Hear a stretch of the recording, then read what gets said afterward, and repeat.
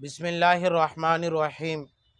تمام تر مالی عبادات اور حقوق العباد ادا کر کے اللہ جل شانہ کی رضا اور خوشنودی حاصل کرنے کا واحد ذریعہ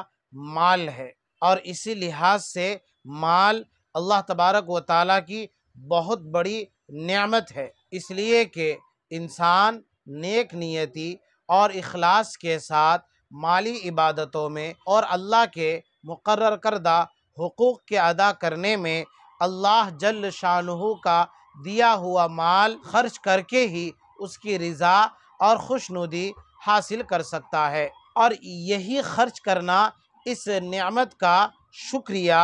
اور اللہ جل شانہ کے وعدے کے بموجب دنیا میں مال کی زیادتی و فراوانی اور برکت کا موجب اور آخرت میں درجات کے بلندی کا باعث ہے۔ ایک مفلس اور تہی دست آدمی محض مال نہ ہونے کی وجہ سے ان تمام سعادتوں سے محروم رہتا ہے، اسی لیے حدیث پاک میں